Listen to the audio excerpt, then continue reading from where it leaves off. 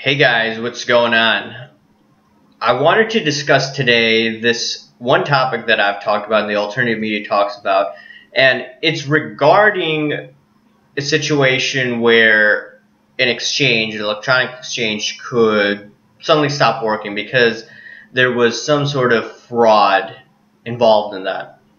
So if you look at a few instances in the past where there was definitely fraud there was fraud among upper management, and that resulted in a breakdown in confidence in the firm, and as a result, that initially hurt some individuals who had money at the firm.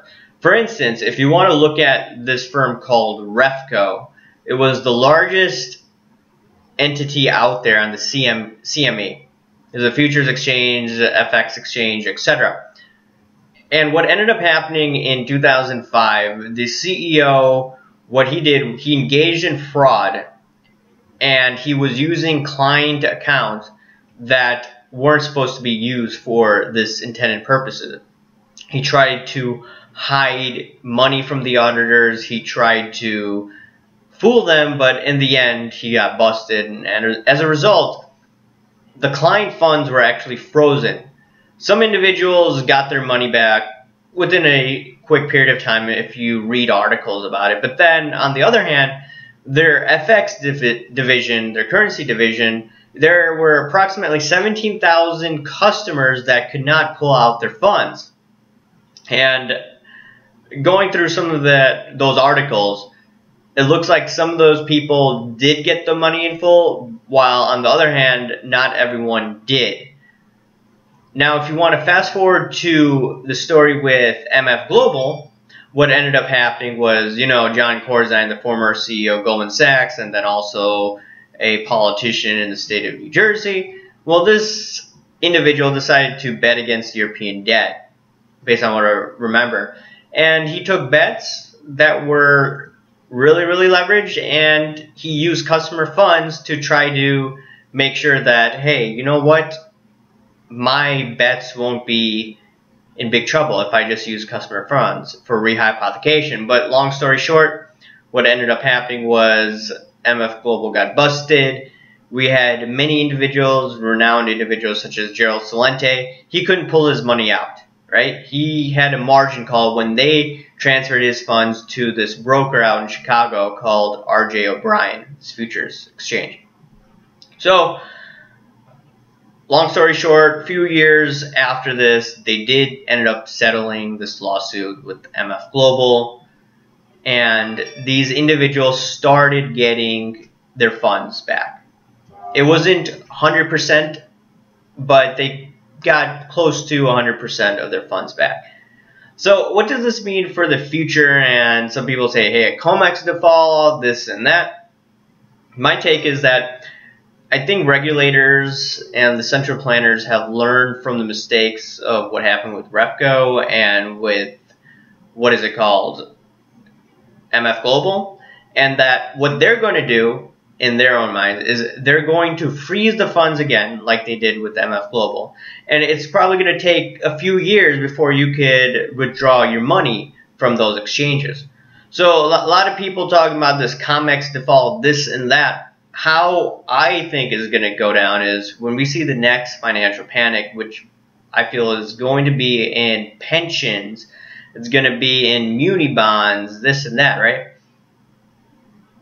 I mean, there are going to be a lot of bubbles popping, in my opinion, but I think that's going to be the biggest one that pops this time around. But once that all is settled, you're probably going to see, in my opinion, some futures exchanges go down. And yes, I do have some money in futures exchanges, and I know that I could lose all that money that I have in those exchanges. So, yeah, I understand the risk. I understand that I could lose it. I think a lot of individuals who do trade in the futures, I don't think they do understand that risk of rehypothecation, this and that. I think people do have a reminder ever since the MF Global situation. But when it comes to these paper markets and Comex default, this and that, number one, what I think is going to happen is these individuals are not going to, these central planners, they're not going to abide by the rules. They're going to change the rules in the middle of the game. So if the Comex is on the verge of default, or any other these exchanges, what they're going to do is A, they're going to freeze their accounts. 2, they're going to let it go to lawsuits, and then a few years down the road, individuals will get majority of their funds back. But if individuals want their funds back right away and their exchange goes bust, have fun trying to retrieving those funds. In my opinion, it's going to take a few years, like I said. So what does this all mean about the paper markets being phony, this and that? Well, I started to read Martin Armstrong's blog. Very interesting guy if you read about it. And what I found out about, or one of his opinions when it came to these paper markets, is that he said that a lot of people who are enthusiastic about gold, they say, hey, the gold price is going up like crazy, right? And he says that, hey, there are people cheerleading the paper price, which is actually going up. Because if you go on CNBC, I never even thought about this, but what they do is they post the price of gold, but it's usually the closest month in the futures contract. And I really didn't get this until I started trading futures here and there just recently. So if you see the gold price on CNBC, they usually have it to the nearest contract. Maybe it will be the August futures contract now, because now the June contract is almost over. Or they may have the June until it rolls over to the August contracts. But he said that people are cheerleading the price, the paper price, because that's what's shown on like Kitco and CNBC and all that. But on the other hand, they don't like the fact that there's a paper market in the futures market, this and that. That was a really interesting point. I never thought about that. And I also looked into the fact that he was mentioning about the futures prices or the paper prices, that's what's going to be in charge in this electronic game down the road.